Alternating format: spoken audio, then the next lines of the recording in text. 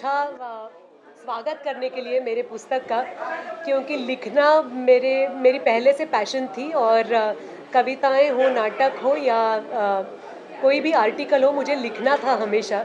आज वो पुस्तक रूप से आप दर्शकों के सामने और रीडर्स के सामने आ रहा है, मुझे बहुत अच्छा लग रहा है। इसमें काफ़ी सारे एक्सपीरियंसेस हैं, लोगों के बारे में मैंने लिखा है। मेरी स्कूल हो, मेरे कॉलेजेस, फिल्में, उनके सेट्स, काफ़ी अलग अलग बातों के बारे में इसमें राइटअप्स हैं। और मेरे लिए आज का दिन खास है, क्योंकि मेरी बहुत अच्छी दोस्त और जिनकी मैं बहुत फ़ैन रह चुकी हूँ, वो सोनाली मेरे बुक लॉन्च के लिए चीफ गेस्ट हैं। तो thank you Sonali for being there. बड़ा स्पेशल लगता है, क्योंकि उनका खुद का बुक क्लब है, तो उन्होंने मेरे बुक को अनवील करना मेरे लिए बहुत स्पेशल है। सिर्फ बुक क्लब नहीं है, मैं खुद भी इनकी बहुत बड़ी फ़ैन हूँ, इसलिए I am very happy to be here. मुझे लगता है कि कई बार कुछ लोग आप अपने आप में एक मिसाल होते हैं आपके लिए। She is been extremely inspirational for me, the way she has conducted herself in the industry, in the difficult industry that we are in.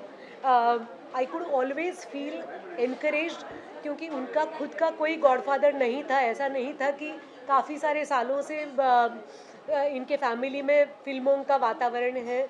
She started on her own. उन्होंने अलग अलग भाषाओं में काम किया, बहुत सक्सेसफुल फिल्मों में, बहुत अलग अलग हीरोज़ के साथ बड़े बड़े बैनर्स में उन्होंने काम किया।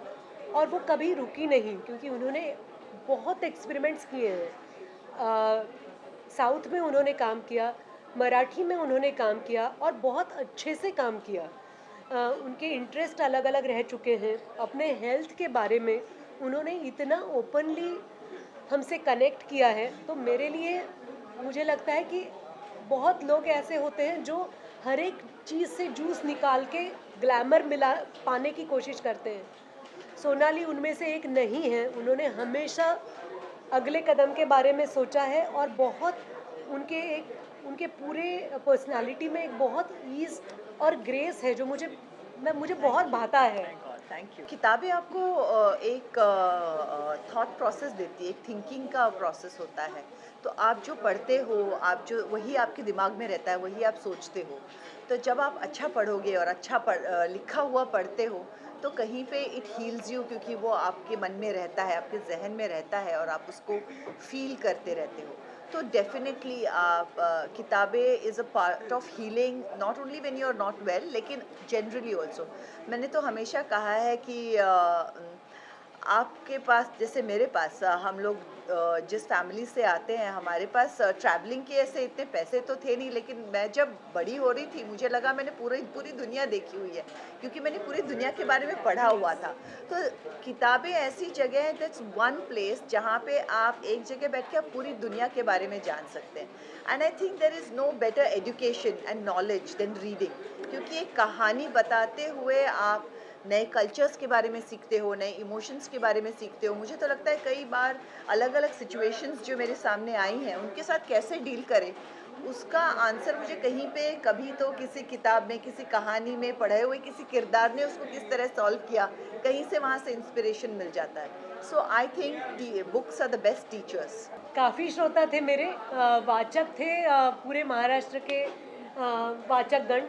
लेकिन पढ़कर सुनाने की मेरी आदत थोड़ी कम थी। लेकिन मेरे एडिटर जो हैं, आह्लाद गोडबोले सर, उनको काफ़ी बार मैंने सुनाया कि क्या आपको लगता है कि ये जो विषय था मेरे मन में, वो अच्छे से उतरा है या नहीं। मुझे लगता है हर एक लेखक लिखता है क्योंकि उन्हें खुद को एक्सप्रेस करने की इच्छा होती है। तो अपेक्षा तो होती है कि ये कोई पढ़े। लेकिन जब एक्टर्स काम करते हैं, कोई चित्रकार पेंटिंग बनाता है, तो बनाने के वक्त उनको लगता है कि ये बनाना मेरी ज़रूरत है, मुझे एक्सप्रेस होना है। तो बाद में उन्हें प्रेक्षक, दर्शक मिले, वाचक मिले, तो उनका सौभाग्य होता है। लेकिन एक एक्सप्रेशन ऐसा होता ही है कि जो अपने आप में होता है, और उसे एक्सप्रेस किए बिना उनकी तसल्ली नहीं होती। निर्देशक के हिसाब से मैं ज़्यादा नहीं बोलना चाहूँगी, क्योंकि मैं वेट कर रही हूँ कि कभी वो निर्देशक मेरे पास भी आएंगी और मुझे भी एक चांस देंगी, ये मैं वेट कर रही हूँ। लेकिन मैं कहूँगी I have always been a fan of hers where acting is concern. जो जिस तरह से इन्होंने काम किया है, जो जो इनके रोल्स हैं, I am a huge fan. और काइंड ऑफ। लिखने का भी आप जैसे बोलो जो फीडबैक मुझे मिलता है, क्योंकि मैं मराठी कम पढ़ती हूँ, लेकिन आई बाबा मेरे मराठी ही पढ़ते हैं, लोक सत्ता हमारे घर पे आता ही है, सुबह आज भी हमारी उसी से होती है मेरे आई बाबा के घर पे। तो वो पढ़ते हैं, हमेशा उन्होंने कहा कि कितनी छान लिखते you know that is the word that they use which means that you know कि इतना अच्छा लिखती है, and you know so that is the feedback that you get from everybody, and that is what is the most important and the most satisfying feedback, I would say. ये किताब हर जगह available है, Amazon पे available है, पुस्तकों के सारे किताब घर में सारी किताबों की दुकानों में है ये किताब, और इसका ट्रांसलेशन भी बहुत जल्द आएगा।